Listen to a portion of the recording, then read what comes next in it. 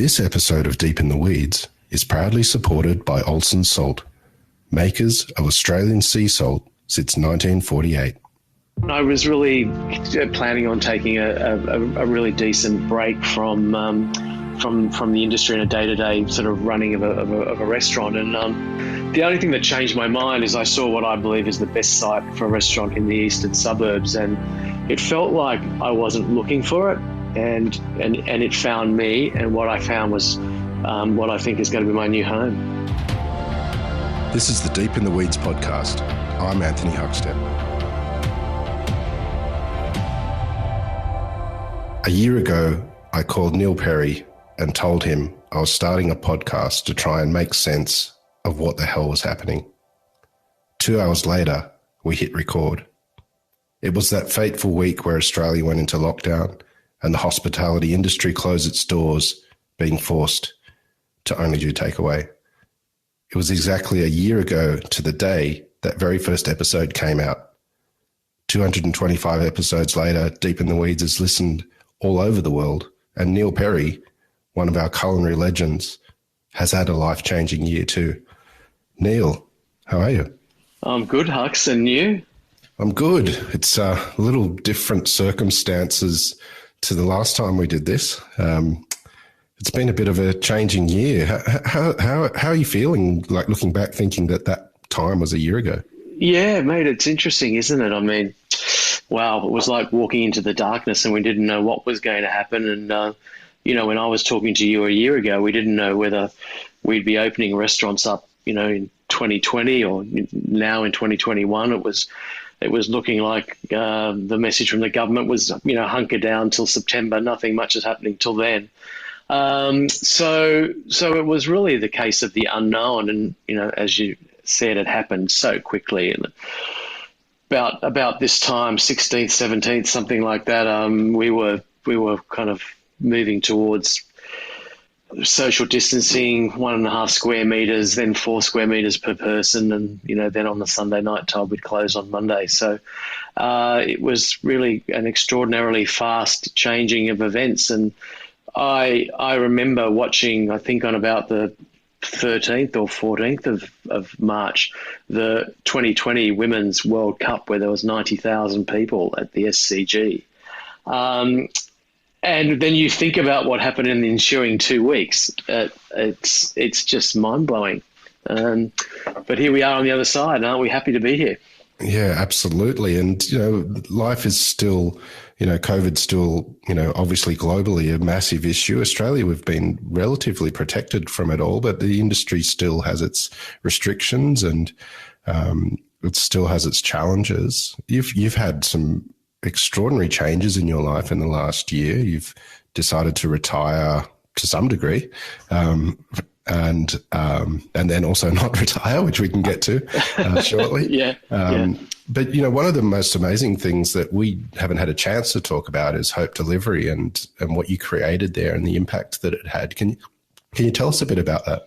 Well, it was really a response to what was going on at the time. It was very clear that JobKeeper was going to be created to help employees and employers stay connected during the lockdown and during the dark times. And it was a great initiative by the government, but it had some holes. One of the big holes was that there was no safety net at all for visa staff. So it didn't matter whether you were a skilled visa staff member making home Australia on the way to permanent residency, or a work holiday visa holder, or indeed a student visa holder, you were getting no support whatsoever. And as you know, Huck's, in the restaurant industry, our beautiful visa people are so important and integral to the lifeblood of the industry, really, and they're such an important part. And so, I was kind of saying some stuff to essentially to the government, just sort of on Instagram and shouting out, saying, please, please, please think about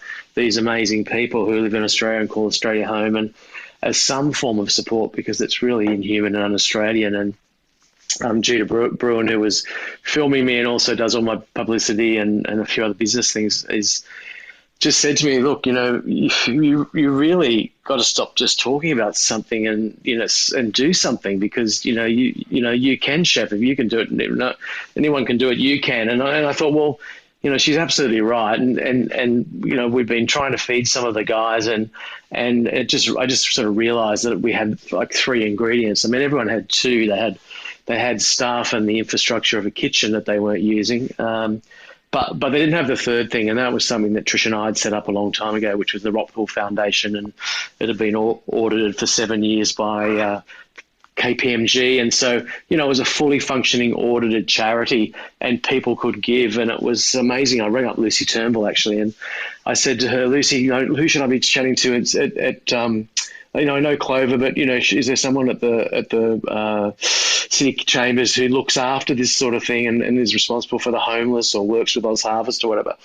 And she said, "What are you trying to do?" And I explained it, and I said that we really want to sort of create meals for our incredible visa staff who have really got enough to worry about without worrying about feeding themselves. And she said, "Oh, Neil, that's amazing." So, Malcolm and I would love to donate $20,000, which was extraordinary.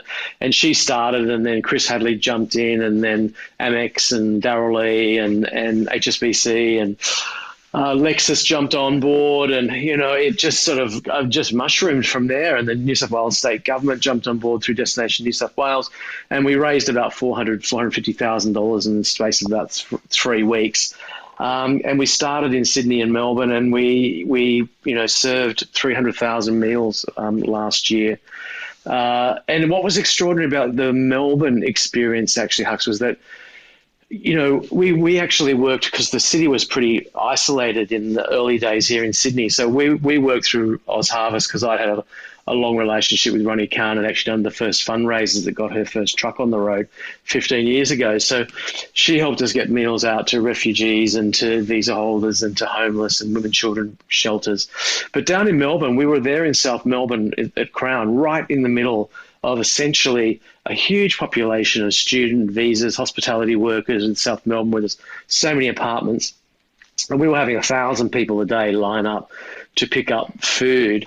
And that was awesome for my team, because they were in the middle of a second 4.5-month lockdown.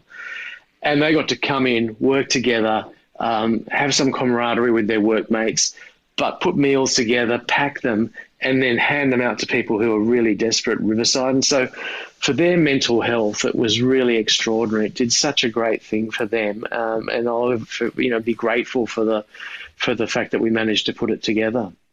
How many people were involved to pull that sort of thing together? Like 300,000 meals is extraordinary. Well, we had quite a few in Sydney at the beginning on JobKeeper, and then we really fell away to the point where it was running on a few key staff and volunteers. So we had some fantastic volunteers, many of which had come from my relationships with Qantas. They came down from HSBC. People were calling by or reading about us in the paper and coming and volunteering. And sometimes they'd come and have a look, and then all of a sudden we'd be seeing them 3 times a week. So it was really extraordinary. And on any one day, we probably had about 20 people involved in Sydney and 20 in Melbourne, feeding all of our people who were in desperate need. And, the need hasn't changed. And if anything, the sort of people who've jumped under the poverty line is increased in Australia. And so it's JobKeeper's just about to finish, so it'll be interesting to see what happens at the end of the month with businesses that have really been running off that. But that was an extraordinary experience for sure. What sort of impact did it have on you and the decisions that you made for yourself during the last year, which we can touch on shortly? But did that experience with Hope Delivery, did that have an impact on you? Well, it really made me feel proud that the human spirit is so amazing, and that people care about each other so much.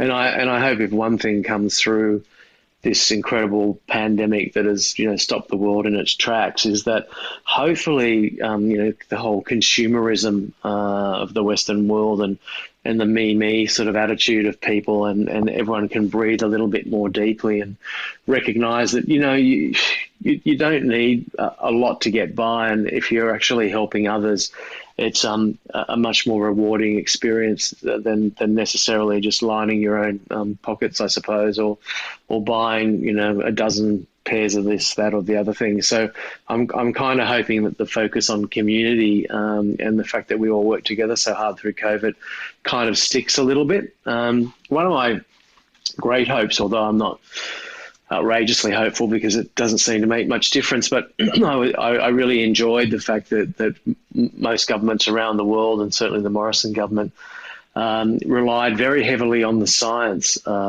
and pushed that point very hard.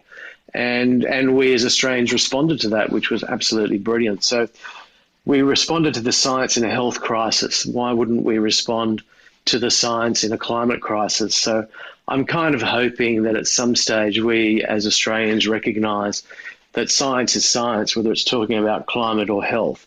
And the health of the globe is the health of humanity. So I'm really hoping that some of the folk in the right of the Morrison government and generally speaking, most people wake up to the fact that the world is a diminishing resource and we need to look after it, and then it'll be there for our children, our grandchildren. But the reality of the way that we're going at the moment is that they seem to want to put their hands around the science in one thing and push it away when it doesn't suit them in the other. And I think that just doesn't belittles belief. And I often think that we're an amazing, and COVID's proved it, we're an amazing, fantastic small country full of incredible people and amazing ideas and clean green pastures and seas and amazing produce. And why wouldn't we lead the world in women's rights, and why wouldn't we lead the world on how we relate to our Indigenous people, because we are Australians and we define ourselves because of them?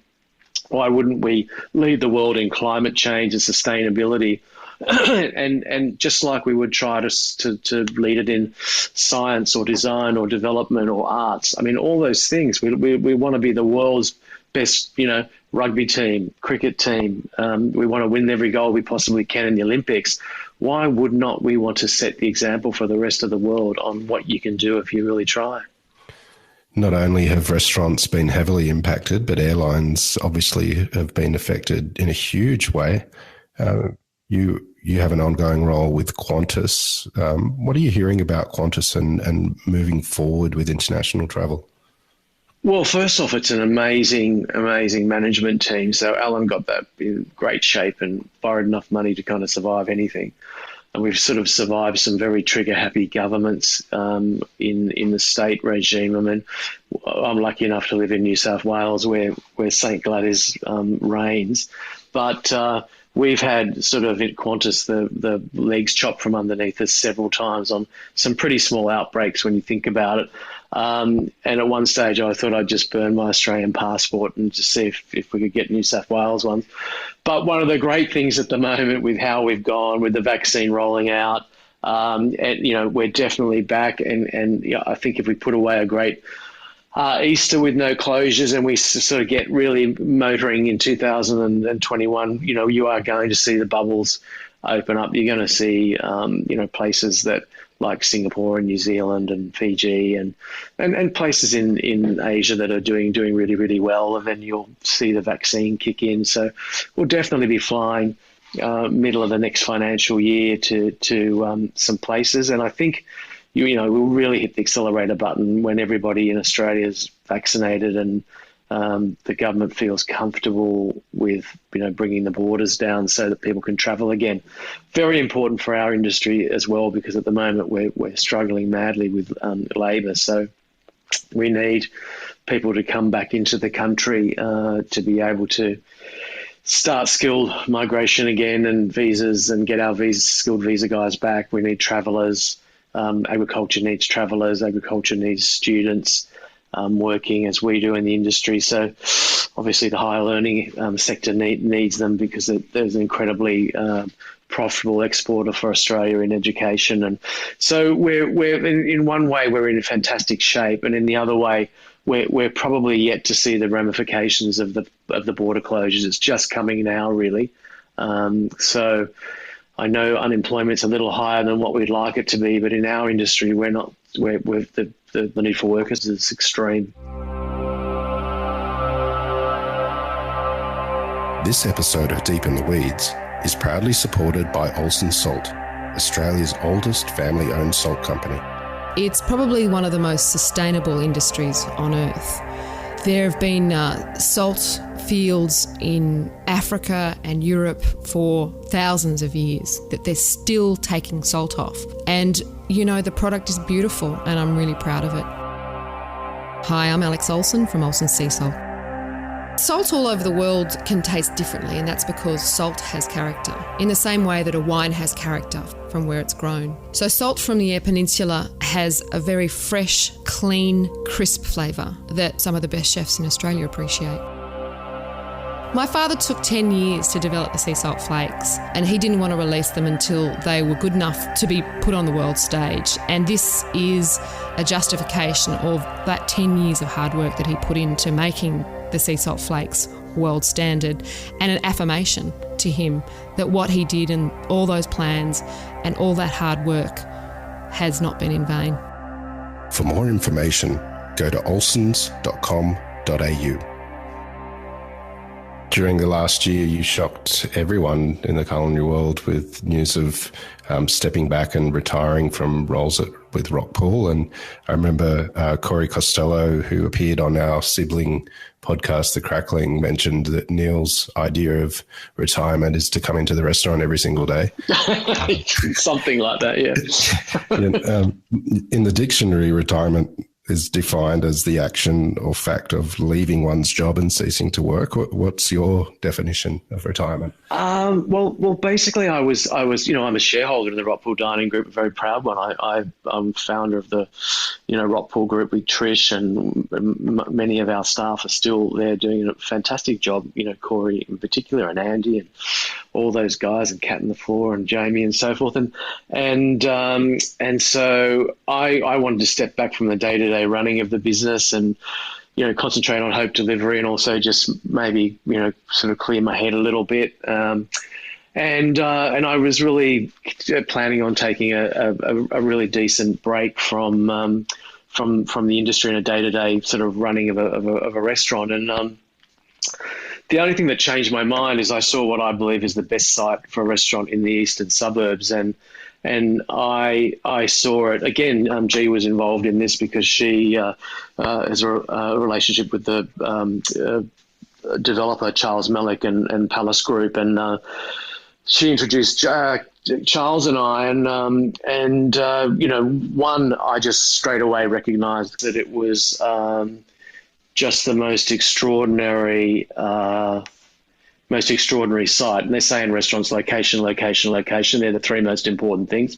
Then you work on everything else. So I saw that, and then I met Charles and PK, who Patrick Keenan and Dan Gallen, the three partners in Palace Group. And I think all business relationships are important if they start with a proper foundation of a relationship at the beginning, and one that you'd suspect you'd like to not just do something with, but long term. And I just was very impressed with the guys and the plan that they have for Double Bay, and just the family manner in which they ran their business. And so from thinking, it's going to be a while before I get into the business again if I do it all, to thinking, wow, this site is just too good to give up. And then the relationships with these guys is fantastic. So I think, it just made perfect sense. So it felt like I wasn't looking for it, and it found me, and what I found was what I think is going to be my new home. Wow. Well, can you tell us a bit about, what you want to do there? You say the location is extraordinary. Tell us a bit about why that is, and how different this will be to things that you've done before. Yeah, well, the location's incredible because it's on Bay Street in Guilfoyle, and so it sits right looking at what is the real village part of Double Bay, and it's double street frontage. It faces north, so it gets pretty much beautiful sun all day, double ceiling height, so it's really super prominent. It's next to one of the great kind of local pubs, the Royal Oak in Double Bay. Looks over to the Cosmopolitan, looks over to the park at Guilfoyle, and looks down Knox Street. And it's just, I think, the most perfect location in this incredible village that Double Bay is, because it's sort of at the heart and the centre of the eastern suburbs, and 5 minutes from the city. And I want to create a real kind of world-class suburban restaurant, a real neighbourhood joint where people drop in and have a glass of wine, come and have a burger one day, maybe have some oysters in the afternoon, maybe a bit of roast chicken on a 6 o'clock on a Thursday night, and then might come back on Saturday with the family because it's Dad's birthday and they'll celebrate. So, and we've got some really great corporates in the upstairs in the building next door. And it's like, if there's a great deal done by the fund managers, I want them down, drinking a great bottle of Burgundy and getting into the big steaks or the big chicken or the caviar. So, it's going to be along the line. I love people to think about it the way San Francisco people think about Cafe Zuni, or people love the River Cafe in London, and they're the sorts of things. Union Square Cafe in New York, that Gramercy Tavern, that's the way I want it to feel. And to me, it's sort of it's about whether you're dropping down for a glass of wine, a cocktail, something off the grill, a sandwich, a burger, an oyster. I just basically want people to be blown away by the simple sophistication of it, because it's all about the quality of the produce and the craft and the cooking. So that's sort of what I want it to be. You created some of the best restaurants Australia has ever had. Is there differences in trying to create a great local compared to the likes of Rockpool Bar and Grill or the original Rockpool? I think they just have to become more and more accessible. Of course, Bar and Grill was more accessible than Rockpool, and because the bar was there and you could come in and just have the bar food, that made it accessible. And I think it was accessible because you could sit in that, you can sit in that amazing room and have a glass of wine and a bowl of pasta, or, you can have the best steak in the world, essentially. In the whole neighborhood thing, I think also what's super important is just the way that you create that feeling of hospitality, that sense of generosity and that sense of coming into your own extension of your own home almost. It's like it's local, so you want to feel like you belong. And that's the sense and feeling I want people to feel there, that it's kind of an extension of their kitchen table, and we're there to make their life simple and easy and delicious, and for them to have fun and for them to kind of utilize it at any time of day and do what they want to do. Have you been piecing the team together? I know when Phil Wood made his announcement to come back to Sydney, there was rumours around that it was because you were opening a restaurant, and you guys have spent a lot of time working together. Do you have your team together, and are those rumours untrue? Oh yeah, no. Phil and I love Phil, and I'd work with him a heartbeat. But I mean, Phil's still got a fine dining 3-hat restaurant in him, and that's not where this is going to be, or I want it to be. So I've got a few key people slotted in, and then I'll start advertising about April, May, and then we'd love people to come and see us, and the ad will probably just run good food, good wine, good culture. If you'd like to work there, come and see us. So that's the way we want to put it together. And importantly, it's the first restaurant in my entire career, and I've been involved in ownership since 1983. It's the first restaurant that I'll ever have owned by myself. Wow. How do you feel about that? Well, when I saw the first budget, I wasn't feeling very well, but I've managed to take about $300,000 out of the $3.3 million build. So, it's good. It has its moments, and the bank's been very supportive, and it feels good, and it feels the right time and the right reason for the name and for everything that I want to do with it. So yeah, it's also a time in my life where I want to kind of I'm going to do a lot of other things as well, because I can never sit still. But it's going to be my restaurant home for sure, and I'll spend a lot of hours there and spend a lot of time with my customers and the team.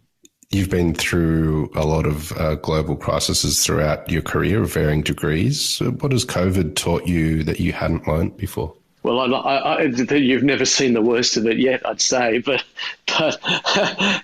having seen so many things happen to the industry and the world, actually, I never thought I would see, after living through, SARS and bird flu, and then 9/11 and, the financial crisis and lots of local things that happened, GST, superannuation, that from a business perspective, I guess, and FBT and breath testing, and all the sorts of things that actually had impacts on the restaurant industry, and then obviously the global impacts like 9/11 and SARS, and having never been through obviously seen a few wars around me like Vietnam and crazy shit that's still going on in the world today, but nothing like closing the entire world down, stopping economies, stopping businesses, stopping people's livelihoods, people dying, terrible deaths, and people being very sick. And, I could only imagine what it would have been like in America and Europe, for instance, and UK at the height, being a health worker at the height of the crisis and going to work every day. I mean, it would be like being in the theatre of war. I mean, that was just horrific to even think of it. So what people have been through is, really extraordinary. But I do think that we just have an amazing spirit, an amazing ability to rebound people. It's interesting because I think back to history and you go, well, World War I was a horrific loss of life. And then hot on the heels of that, they had a pandemic exactly like ours, but there were only 1.5 billion people on Earth and 50 million died. So the effect of that must have been extraordinary. And then when you think there's 8 billion today, and how many have died compared to that, and of course you then say, okay, well, in 1920 they called the 20s the Roaring Twenties. So if they were able to come back roaring and have a great time and almost a time of excess, then I think human spirit's amazing. So I think we're going to be able to rebound, and Australia, it looks good. I mean, I think in our industry the Achilles heel is going to be staff. That's going to be the major problem at the moment, and we need to start talking to governments about that. It's going to be difficult until all the visa staff start coming, but it's hard to keep up. And I know all the kids at Rockpool and Spice and so forth are all, strained by just not being able to have enough people on the floor or in the kitchen. You mentioned doing other things other than the new restaurant to keep busy. You've been partnering with some producers to develop some new products recently. Can you tell us about that? Yeah. Well, I try to draw a circle around my life, and so if something doesn't fit into it, I don't do it. So if it fits into it, I get involved. So generally speaking, it's usually got to do with quality, purity, and sustainability. And so for me, working with Copper Tree Farms on the new butter that's just come out, I just think it's most likely one of the best butters in the world. It's certainly the best butter in Australia and New Zealand. And, we take the absolute top 10% of the A2 cream off a single herd, and beautiful culture, churned, the quality of the butter, the sweetness, the grassiness, the acidity through the culture. The creme fraiche is off the charts, actually. It's unbelievable. So that's something that I'm heavily involved in. And then I'm just working with the East 33 guys, because oysters are one of my favorite things. It's like having the champagne of oysters. We have a defined coastline where the best oysters in the world grow. That's all you can do with it. And to me, I've tasted oysters all around the world, and the best by far is the Sydney Rock. So to get involved with those guys was really easy, and I've been chatting to guys like Cobram from Boundary Bend, who are doing the best Hodgie extra virgin olive oil in Australia. They're quite amazing, and that's the sort of stuff. Qantas, Australian icon, world-class airline. They're the sorts of things that I like to do. And so, when I just wrote my latest book, which we're just putting the finishing touches on at the moment, and will be out in October, that, again, started out as a sort of small project, and I turned it into, 470 pages of Wow. everything I love to cook, which is what it's called. So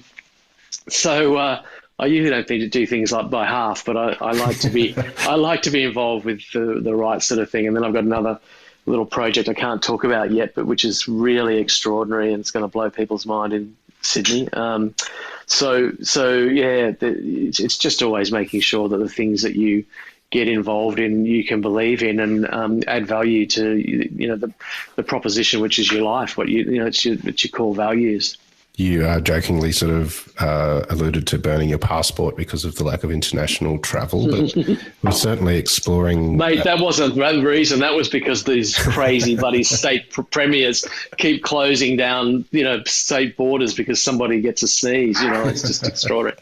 Gladys has managed the health crisis, the mental health crisis, and the economic crisis like juggling three balls so beautifully.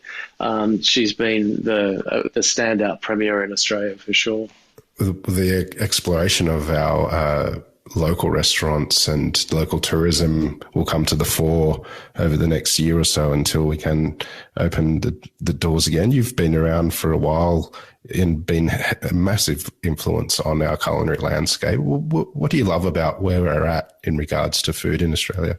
Well, I think firstly about the travel, I think it's great that Australians have kind of been forced a little bit to discover their own backyard, because Australia is the most extraordinary country and I've been lucky to travel all over it. So I know how great it is and how diverse it is and how beautiful it is. So I'm just so happy that by chance, Australians are being forced to look at it, which is great.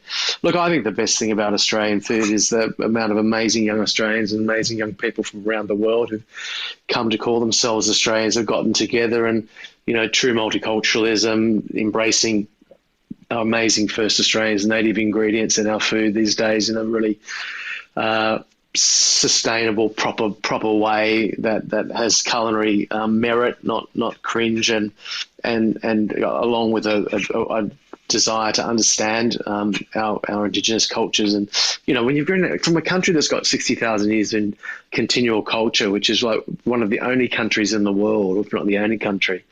And we're just so blessed. We really have to make sure that when we say Australia, we mean the entire population of Australia and all that we're able to be, because we define a lot of our uniqueness through the country that we live in and the people who were here first. So that's a really amazing thing. And then the incredible ingredients that we have here and the stuff that comes out of the sea and the rivers and the things that we grow here are absolutely world class. And of course, now we have, the sort of, when I say now, I mean, having worked in restaurants since 1976 and having grown up right through the 80s, 90s, 2000s, and now into the 2020s, seeing the country and the skill levels and the service levels and the intent in design and the ability of people to create great restaurant experiences compared to where we were 40 years ago is really amazing. And